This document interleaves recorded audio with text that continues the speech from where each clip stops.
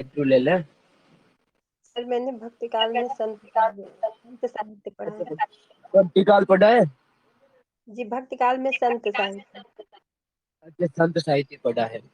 तो मैं वो भक्ति काल में जो संत साहित्य धारा है उसके बारे में थोड़ा बताइए आप।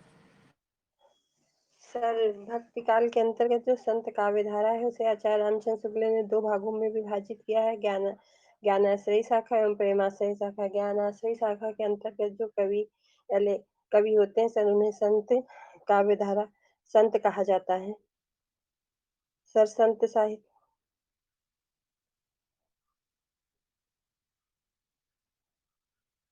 Hello sir.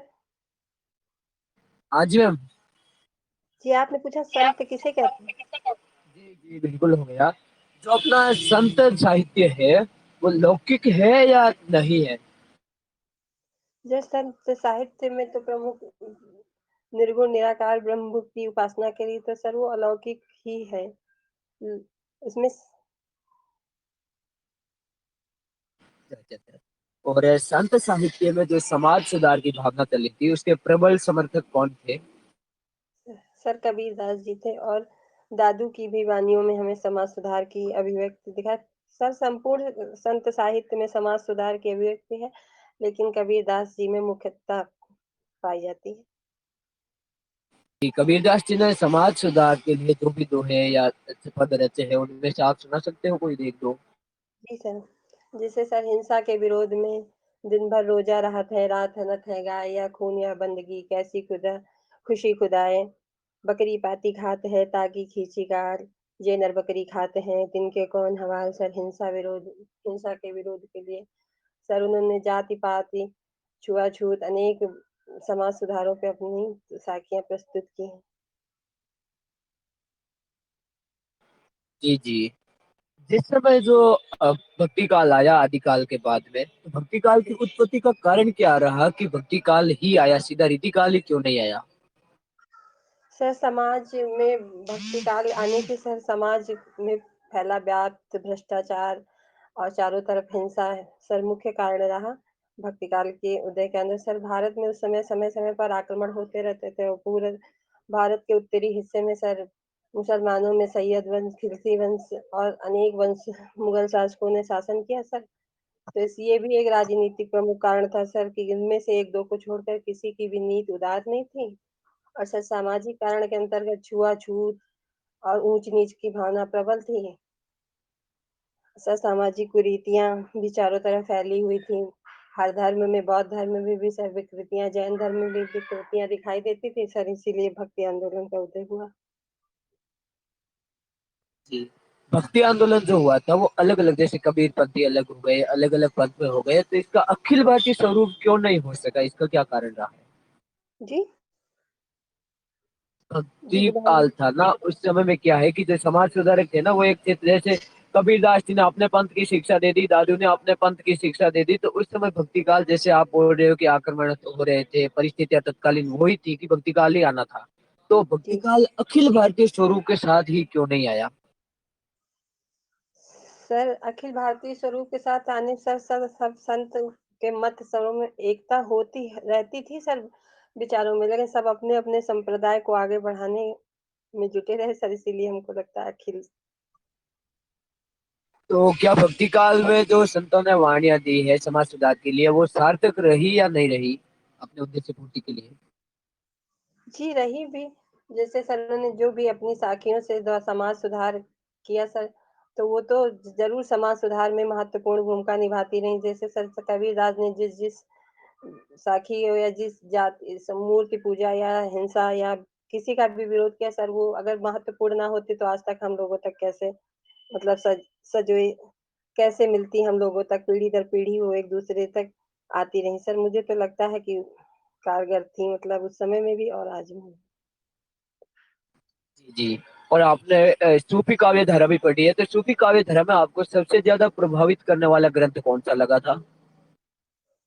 सर मैंने उसमें तो बहुत नहीं पढ़ा, लेकिन सूफी काव्य धारा में सर मैंने चंदायन की कहानी पढ़ी है सर, मुल्ला दाऊद के चंदायन, इसे राम कुमार वर्मा ने सर सूफी काव्य धारा का प्रथम ग्रंथ माना है। जी जी। और आपने ये जायसी का पद्मावत नहीं पढ़ा है? सर मैंने उसका जो सिलेबस में नागमती वियोग वर्णन सब पढ़ा है बहुत, मगर बहुत ध्यान से नहीं पढ़ा। अच्छा, कोई बात नहीं जी, मेरी तरफ से क्वेश्चन आपके कंप्लीट हुए। धन्यवाद सर। वेलकम। हाँ नमस्कार ममता जी। नमस्ते सर। आप साक्षात्कार के लिए तैयार हैं मैम? मैं महेंद्र शर्मा। नमस्ते सर जी। सुन पा रहे हैं मैम आप मुझे? जी आप जैसे बता रहे थे कि मैं आज ही भक्ति काल पढ़ के आई हूँ, जी। तो भक्ति काल में मैम ये सगुण भक्ति काव्य धारा का विभाजन बताइए मैम। सर सगुण भक्ति काव्य धारा को भी सर दो भागों में शुक्ल जी ने बांटा है। राम काव्य धारा जिसके प्रवर्तक तुलसीदास जी हैं, प्रतिनिधि कवि तुलसीदास जी हैं, और कृष्ण काव्य धारा जिसके प्रतिनिधि कवि सूरदास जी हैं। कृष्ण भक्ति काव्य धारा के प्रमुख 8 कवि रहे हैं, तो उनमें वल्लभाचार्य जी के शिष्य के नाम बताइए। सर कृष्ण काव्य धारा वल्लभाचार्य जी के से सूरदास जी। सर प्रथम तो ऐसे सूरदास जी आते हैं, लेकिन अगर क्रम से देखें तो कुंभन दास जी, सूरदास जी, कृष्णदास जी, कृष्ण और एक और रह गए मैम। सूरदास, कुंभन दास जी, सर आराम से कृष्णदास बताइए। जी। हाँ आराम से बताइए मैम, बिल्कुल। सर तो जैसा आपने सूरदास, बताया सूरदास जी, कुंभन दास जी, कृष्णदास जी कृष्णदास। और एक सर एक का एक और नाम जी कोई बात नहीं मैम, कोई बात नहीं, एक परमानंद दास जी हैं वो। परमानंद दास हाँ, जी। आधुनिक काल में से कुछ पूछ सकते हैं मैम आपको? जी। सर आधुनिक काल में नवजागरण के अग्रदूत किसे माना जाता है मैम? सर आधुनिक काल में नव जागरण का अग्रदूत भारतेंदु हरिश्चंद्र जी को ही माना जाता है। भारतेंदु हरिश्चंद्र जी को ही माना जाता है। बहुत बहुत बढ़िया मैम। भारतेंदु हरिश्चंद्र की का जन्म कहाँ हुआ था मैम? सर भारतेंदु हरिश्चंद्र जी का जन्म सर 1885 ईस्वी में काशी में हुआ था। और सर ये बहुत अल्पायु रहे, ये 35 वर्ष की अवस्था में ही सर इनका निधन भी हो गया था। बहुत बढ़िया मैडम, बहुत बढ़िया। भारतेंदु युगीन काव्य की प्रमुख प्रवृत्तियां बताइए मैम, कौन कौन सी प्रवृत्तियां रही है इसमें? भारतेंदु युगीन काव्य की सर प्रमुख प्रवृत्तियां तो भक्ति भावना थी, एक श्रृंगारिकता भी थी, सर प्रकृति चित्रण था, और समस्या पूर्ति थी सर मुख्य उसमें पाई जाती है। भारतेंदु युगीन काव्य में आदिकाल की भी एक प्रमुख प्रवृत्ति रही है, आप बता सकते हैं मैम उसका नाम? कौन सी प्रवृत्ति रही है जो मुख्य रूप से भारतेंदु ने ही उसके बारे में लिखा है? सर मुख्यतः तो सर आदिकाल की प्रवृत्ति पूछ रहे हैं ना? भारतेंदु ने आदिकाल की कौन सी प्रवृत्ति का वर्णन भी अपने काव्य में किया है? सर भारतेंदु जी ने सर श्रृंगार निरूपण। हाँ श्रृंगार तो खैर है ही मैम। श्रृंगार है, भक्ति है, रीति से संबंधित भी उन्होंने लिखा है। उसके अलावा भी कुछ उन्होंने लिखे हैं जो आदिकाल में भी एक महान कवि द्वारा लिखे गए हैं, अमीर खुसरो द्वारा। जी जी।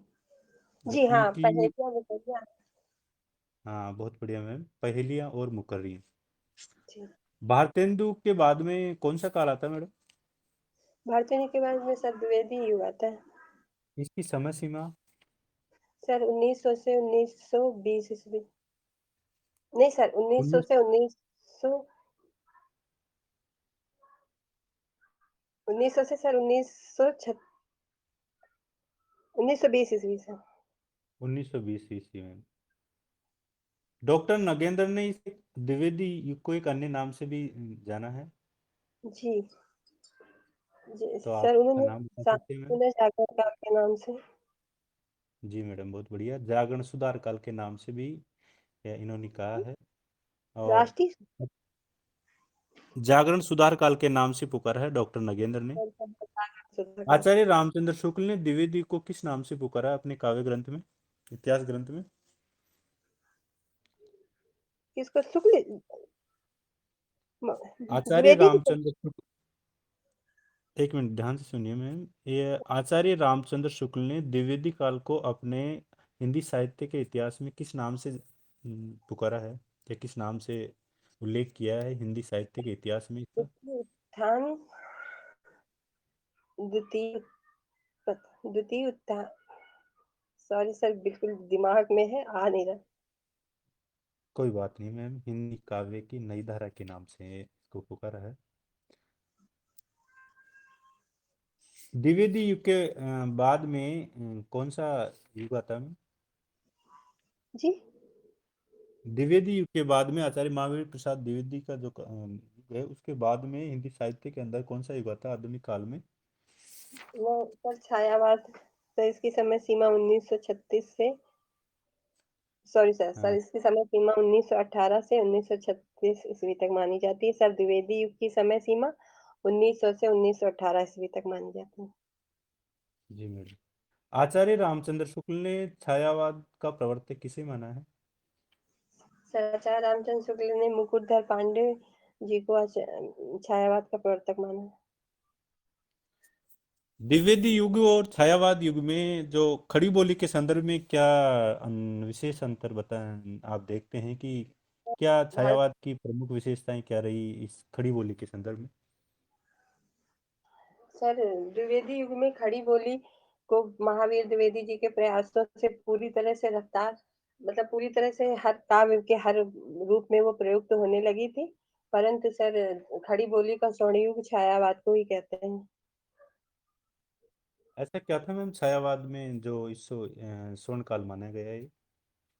कोई भावगत विशेषताएं हो, या कोई ऐसे कोई शिल्पगत विशेषताएं हो?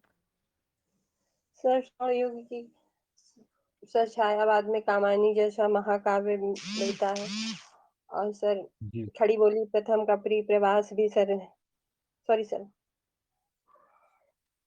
कामायनी जैसा आचार्य न- मिलता है सर। मुझे हाँ को लगता है सभी का लेखक खड़ी बोली में ही रचना कर रहे थे उस टाइम। जी मैडम जी। आचार्य नंदुलाल वाजपेयी ने छायावाद में एक वृहद त्रयी का उल्लेख किया है, तीन बड़े कवियों का। जी तो वो तीन बड़े कवि कौन कौन से हैं? सर बृहत्तई में सर जयशंकर प्रसाद जी, निराला और पंत जी हैं। जी मैडम बहुत बढ़िया। कृष्णदेव झारी जी ने इनको ब्रह्मा विष्णु और महेश कहा है, जी इन तीनों व्रत त्रयों को। तो किन किन को किनको ब्रह्मा का है, किनको विष्णु और किनको महेश का है, रुद्र का है, इसका बता पाएंगे मैम? सर ब्रह्मा जी शंकर जी को कहते हैं, और विष्णु पंत जी को कहते हैं, और महेश निराला जी को कहते हैं। बहुत बढ़िया मैडम। मेरी तरफ से आपका साक्षात्कार पूर्ण हुआ। धन्यवाद। धन्यवाद सर।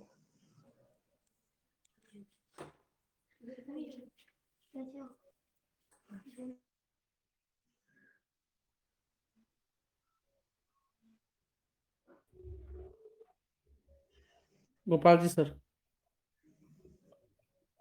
जी नमस्ते नमस्ते सर। ममता जी। स्वामी जी कितने मिनट बचे हैं मेरे लिए? वैसे 15 मिनट तो हो गए।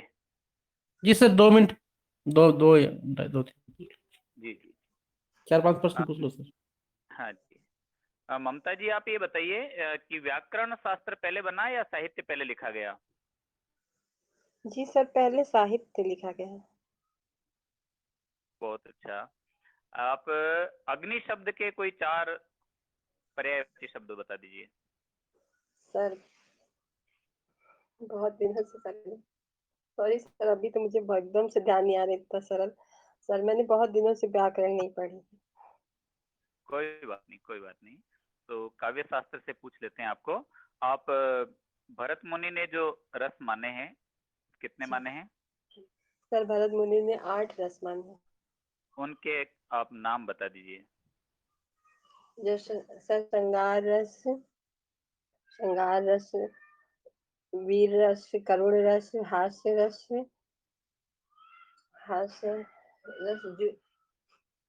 सर अद्भुत रस, सर अद्भुत रस। जी आप जी श्रृंगार रस है, श्रृंगार रस का वर्ण और उसके देवता कौन है? सर श्रृंगार रस का वर्ण सर हरा है शायद, और सर इसके देवता कामदेव है। सर इसका स्थायी भाव रहती है सर। आप आश्वस्त हैं पूरा? जी जी, मुझे जहाँ तक याद मतलब याद है आज तो मैं। कोई बात नहीं। अच्छा, ये काव्य शास्त्र की क्या जरूरत है? अगर ये काव्य शास्त्र नहीं हो तो क्या हो जाएगा? सर काव्य शास्त्र के अंतर्गत सर हम संस्कृत के जितने गुण देशों काव्य लक्षण और अनेक चीजों का सर हमें काव्य शास्त्र के द्वारा ही पता चलता है, तो सर काव्य शास्त्र भी होना जरूरी है।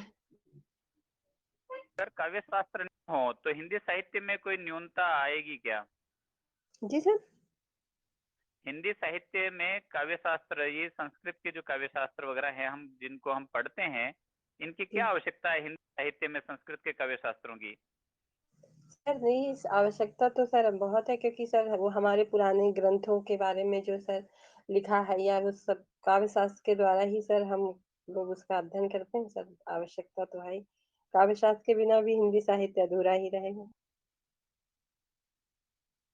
बहुत बढ़िया।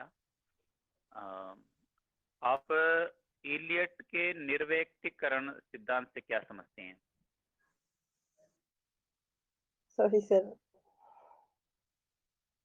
कोई बात नहीं, मेरे प्रश्न पूरे हुए। आपका साक्षात्कार भी संपन्न हुआ। धन्यवाद सर।